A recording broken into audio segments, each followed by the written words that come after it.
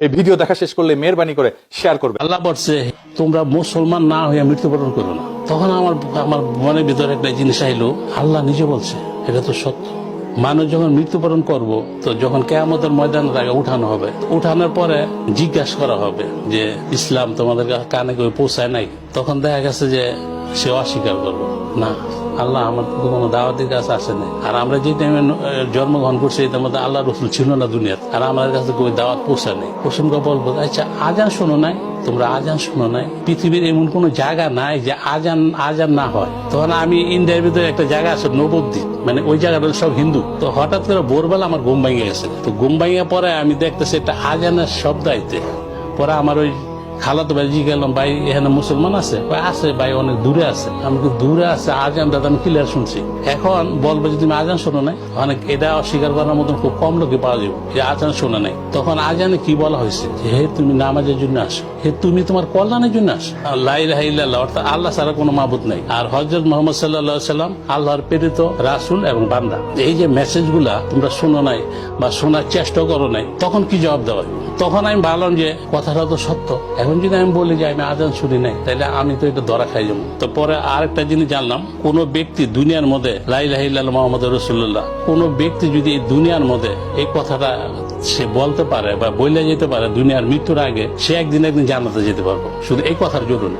তো এখন আমি ভাবলাম এই সময় যদি আমি মারা যাই, তাহলে মারা গেলে আমার কি হবে? ডাইরেক্ট জাহান্নামে যেতে হবে। আর জাহান্নাম তো শুরু, কিন্তু শেষ নাই, এটা কোরআন আছে। তখন ভাবলাম যে না, কয় বছর পাবো? 60 বছর পাবো না 70 বছর পাবো। এই 70 বছরের জন্য অনন্তকাল, যেটার শেষ নাই। এত বছর আমার জাহান্নামে জ্বলতে হইব, আর ওইখান থেকে আমার কোনো মুক্তি নেই, মুক্তির কোনো পথ নাই।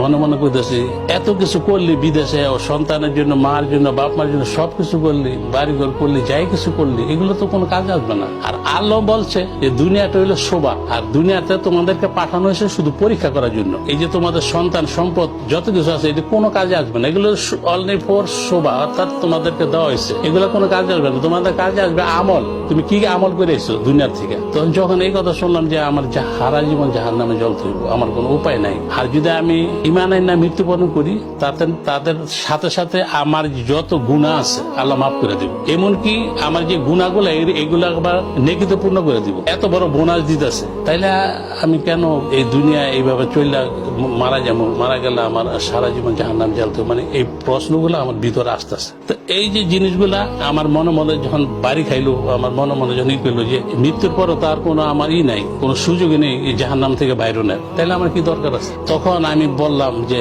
আল্লাহ, তুমি আমাকে একটা রাস্তা দেখাও। তখন মনে করেন আমার ভিতরে অন্য ধরনের একটা ফিলিংস আয়া পড়ছে, মানে পরিবর্তন আয়া পড়ছে। পরিবার, আমার মেয়ে আসলো, আমি বললাম যে আমি এই দুনিয়ার মধ্যে অনেক কষ্ট করছি, বাড়ি ঘর, টাকা পয়সা, সন্তান দিলে অনেক কষ্ট করছি, কিন্তু আমার বেনিফিট নাই।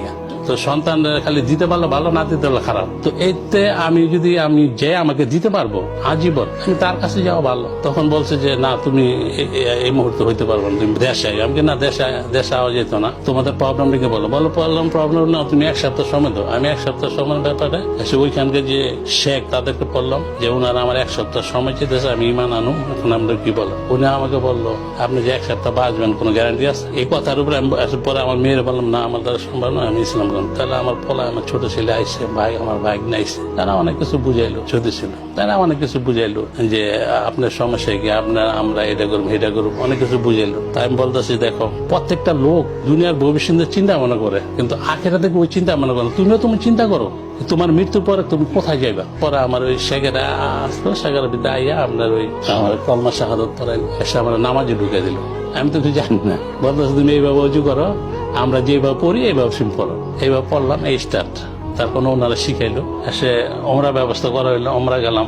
কিছুদিন পরে হজের মৌসুম আইলো, হজের ব্যবস্থা হয়ে গেল। তা আমার প্রত্যেকটা কাজ আল্লাহ যেমন নিজে হাতে করে দিতেছে।